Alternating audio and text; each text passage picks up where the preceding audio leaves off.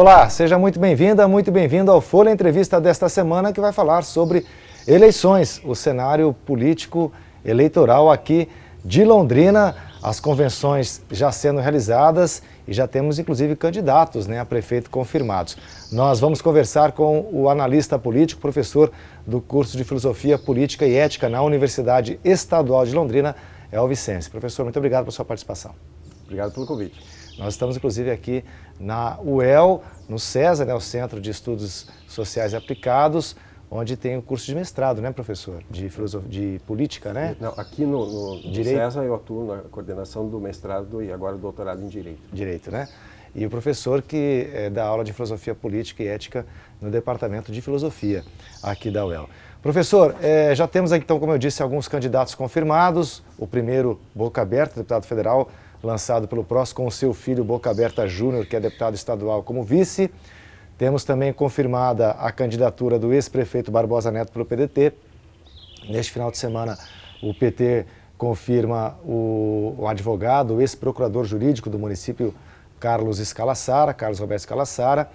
E neste final de semana, provavelmente teremos a confirmação aí da candidatura também do deputado estadual Tiago Amaral pelo PSB, seria o candidato oficial do governador Ratinho Júnior, com a possibilidade de vice ser o vereador Felipe Prochet. Como é que o senhor está vendo esse cenário aí, além da candidatura que ainda não está confirmada do próprio prefeito, né? Todos contra Marcelo Bellinati, né? O prefeito certamente será candidato à reeleição, construiu o mandato durante 4 anos moldado já para a reeleição. É só observar, né? No primeiro ano ele pleiteou exatamente a recomposição da planta de valores do IPTU para ter um orçamento mais robusto, depois licitou uma série de obras e agora ele está fazendo uma série de inaugurações, ou seja, aquele cronograma clássico de candidato à reeleição.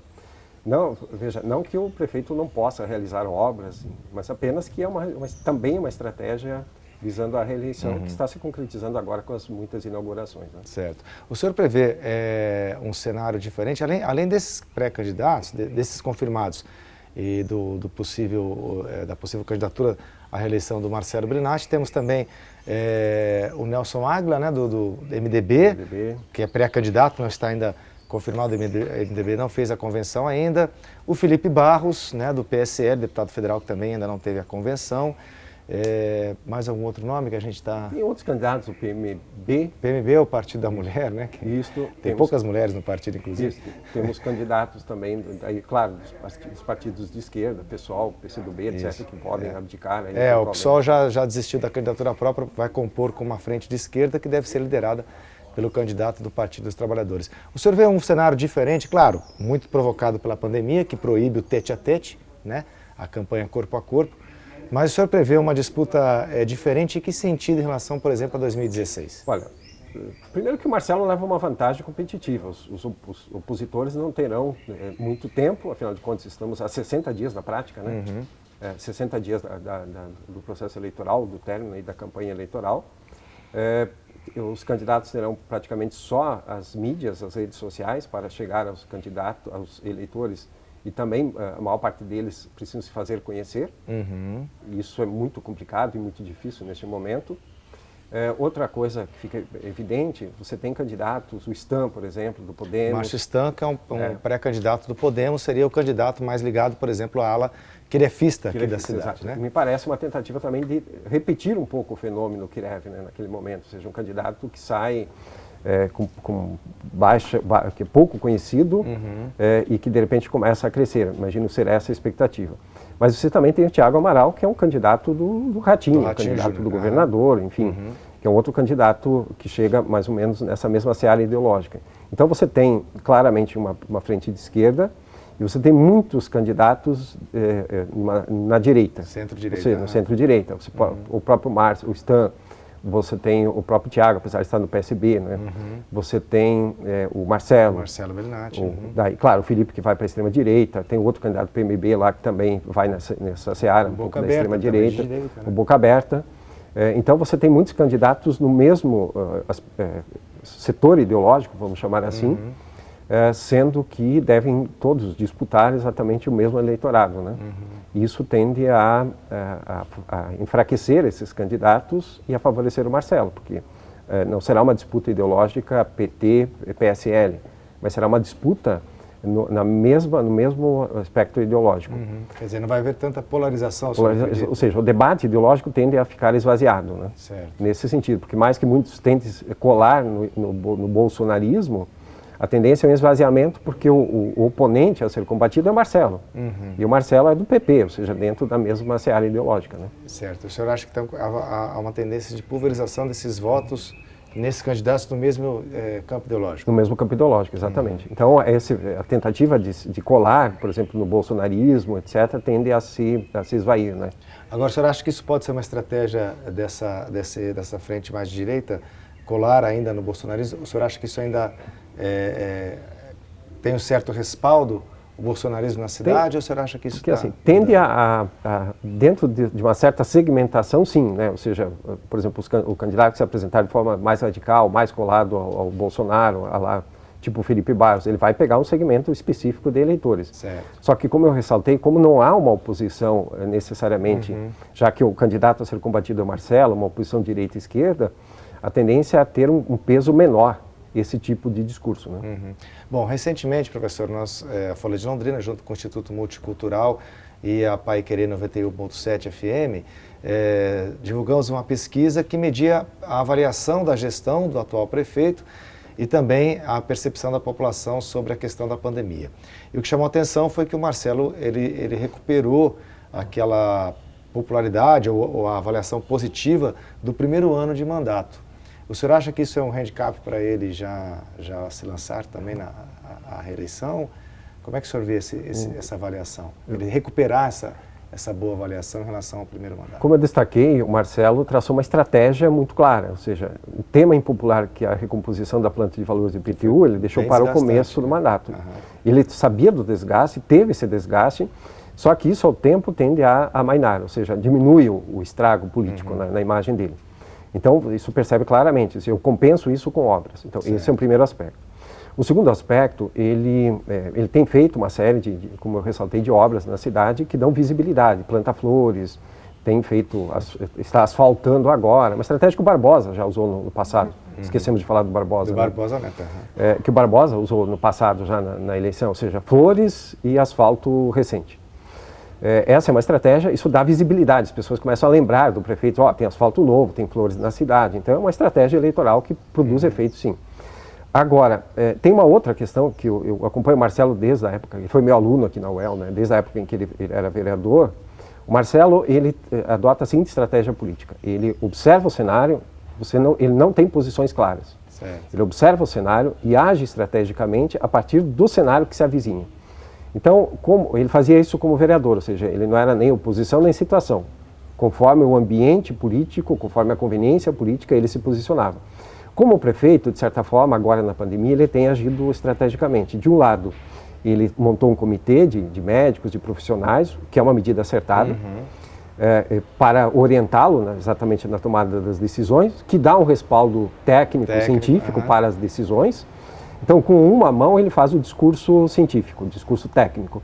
Com a outra, ele vai vendo o impacto disso com os comerciantes, ou seja, com as empresas, com os bares, com os restaurantes, com os negócios, e vai medindo e vai sopesando, ou seja, vai equilibrando essas duas, eu diria, esses dois lados da balança para se posicionar. A pandemia, ela é um fator importante nessa eleição, no seguinte sentido. As pessoas se sentem muito vulneráveis em virtude da pandemia. E querem, obviamente, que os governos cuidem delas, ou seja, que os governos cuidem da população. Aquele governante que adotar as medidas mais adequadas, ou seja, se as pessoas se sentirem de alguma maneira protegidas, cuidadas, se sentirem que o administrador público é responsável, aumenta a confiança em relação a esse administrador e ele ganha dividendos políticos.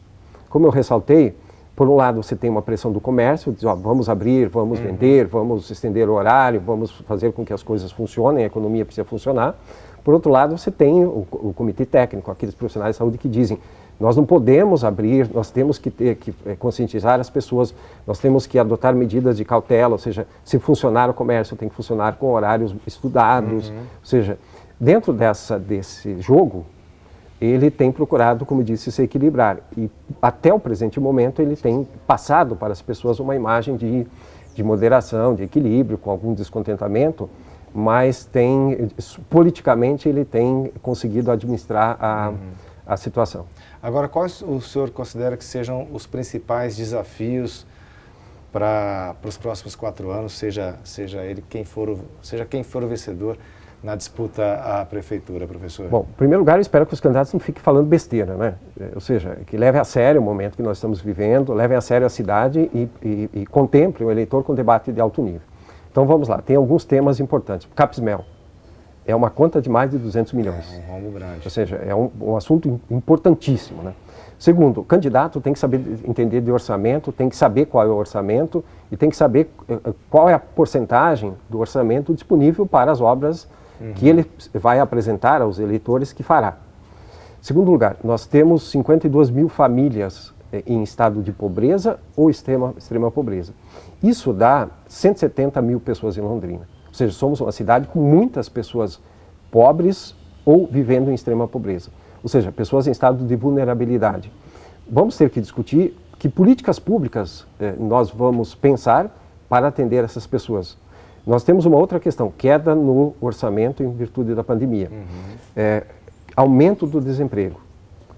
Como decorrência, aumento da violência. Ou seja, que políticas públicas esse gestor que se apresenta à população está propondo para enfrentar esses problemas. Ou seja, se ele fugir dos temas mais importantes da cidade, é um candidato irresponsável, porque não está disposto a levar a sério este momento da disputa eleitoral e, portanto, não está disposto a discutir políticas públicas e aquilo que pretende fazer para enfrentar os problemas reais da cidade. Sim. Não os fictícios, né?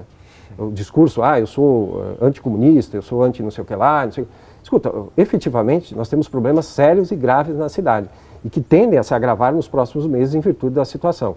Veja bem, a situação da economia, ela produz efeitos colaterais no município e para o prefeito. Ou seja, é aqui que as pessoas vão precisar de saúde, Sim. de educação, e é aqui que os efeitos colaterais, por exemplo, do desemprego, serão sentidos e terão que ser enfrentados pelo gestor público. É aqui na cidade e será o prefeito a sentir e ter que enfrentar esses problemas. Agora, o senhor acredita que, por exemplo, no caso quem tem a máquina a seu favor sempre tem uma certa tendência a ter mais visibilidade, né? Não necessariamente acaba ganhando por conta disso, mas tem mais visibilidade. No caso do candidato apoiado pelo governador Ratinho Júnior, isso também pode ser decisivo? Eu acho... Ou fazer uma certa diferença? Não, no caso do candidato, do governador, essa influência ela é muito pequena. Por quê? O Ratinho Júnior, ele, após eleito, normalmente há um ritual. Quando o governador é eleito, ele volta para as suas bases eleitorais, faz uma visita, cumprimenta, agradece. Tem um ritual. O Ratinho ficou um bom tempo sem aparecer em Londrina. Você pode observar o seguinte, ele teve uma expressiva votação, mas ele não leva... Politicamente, Londrina não é uma cidade tão importante para ele. A tal ponto que ele, eventualmente, vem aqui, cumpre o protocolo e vai embora. Certo. Então, não há uma relação de, como existia com Beto Richa, por exemplo, de uma sintonia mais aprofundada entre Londrina e Ratinho Júnior. As bases eleitorais dele estão em outros lugares, apesar de ter sido bem votado aqui. Então, não acredito que ele possa influenciar muito a eleição em Londrina, se apresentando, apoiando o eventual candidato dele, ou fazendo, de certa forma, o corpo a corpo aqui, fazendo algumas visitas e tentando transferir apoio político, por exemplo, para o Thiago, enfim, para aquele candidato que eventualmente ele for apoiar. Bom, falando no governador, me lembrei do deputado estadual Tercílio Turino, que é da base do governo na Assembleia, um dos líderes do governo na Assembleia, e líder também, uma das lideranças do Cidadania, que teve candidato na eleição passada e neste ano abriu mão de lançar seu candidato próprio. O senhor vê alguma importância nesse fato em relação à disputa? É que os candidatos normalmente avaliam, por exemplo, as circunstâncias da campanha, o financiamento, a capacidade de ser competitivo e se vale a pena entrar na disputa. Em Curitiba mesmo, em outras cidades, nós estamos vendo hoje uma série de candidatos desistindo exatamente pela inviabilidade do processo eleitoral. Ou seja, o candidato vai se expor, muitas vezes sem dinheiro, não terá um sucesso eleitoral satisfatório, e muitos desistem exatamente em virtude dessas circunstâncias. Outra coisa, nós temos um caminhão de dinheiro, é bilionário, né, o orçamento por exemplo, dos partidos e para financiar as campanhas. Mas esse dinheiro nem sempre chega lá no município, né? Nem sempre chega para o candidato a prefeito, mesmo sendo um dinheiro, uma parte desse montante sendo drenado para o partido dele. Né? E por falar na questão do fundo eleitoral, os partidos maiores tendem a ter a maior fatia do bolo. Isso também pode ser decisivo numa eleição municipal, no caso aqui de Londrina especificamente? Pode, aqui eu acho difícil, né? Mas pode sim, em alguns municípios o partido estrategicamente pode privilegiar certos municípios onde tem candidaturas mais competitivas. Né? Aí entra uma estratégia de cada partido, né? Drenar mais dinheiro, menos dinheiro a partir dessa estratégia. Sempre lembrando que o partido aí com o maior quinhão, né, desse valor, o maior montante é o PT por ter a maior bancada na Câmara. Né? Mas isso não pode fazer necessariamente a diferença aqui. O dinheiro pode até não porque chegar. A rejeição está muito grande na cidade à esquerda, né? Apesar do PT já ter governado Londrina pelo menos 3 vezes, hoje Londrina está no que nós chamamos de circuito do agronegócio. Paraná, parte de São Paulo, Mato Grosso do Sul. E nessas regiões, historicamente, mesmo na época do Lula, com o máximo da popularidade, o PT normalmente perdia as eleições. Sim. Por uma pequena diferença, mas sempre perdia as eleições. Então, é uma região onde, mesmo aqui no Paraná, né, o estado como um todo, o PT não tem, já ganhou prefeitura, já ganhou Londrina, mas não é um partido muito forte no estado. Então, sempre o desafio dos candidatos do PT, o desafio sempre é muito maior quando o partido lança um candidato à prefeitura. Né? Tá certo. Bom, para a gente finalizar, professor, em 2016 o Marcelo Blinatti ganhou com uma certa folga, com muita folga até, foi eleito no primeiro turno. O senhor prevê uma disputa diferente esse ano nesse sentido, mais acirrada pelo menos? Em tese, nós teríamos um candidato que poderia, em um primeiro momento, ser competitivo e, de certa forma, trazer ali uma disputa acentuada com o Marcelo, que seria o Boca Aberta. Porém, a viabilidade jurídica da candidatura do Boca Aberta ainda está sub júdice. Né? Pode ser que, obviamente, que ele tente uma substituição de última hora, coloque um outro candidato, mas não necessariamente esses votos migrarão para esse outro candidato que ele indicar, e assim conseguir chegar no segundo turno. Né? Então, a nossa eleição, hoje em Londrina, nós temos uma coisa. Tem o Marcelo, que tem a máquina, que tem todo esse patrimônio né, de 4 anos, por razões óbvias, né, por ter sido prefeito, e nós não sabemos ao certo quem vai ocupar o espaço anti-Marcelo, ou seja, quem não quer votar no Marcelo, como esse eleitor se comportará, ou seja, que eleitor escolherá. Esse cenário ainda está em aberto. Tá certo. Obrigado, professor, pela sua entrevista. Eu conversei com o professor Elvio Sensi, ele que é analista político, professor do Departamento de Filosofia e Política e Ética na UEL e também que coordena o mestrado aqui do Direito, Isso, né? Do Direito. No CESA, onde nós estamos gravando essa entrevista. Eu aguardo você então para o próximo programa. Até lá!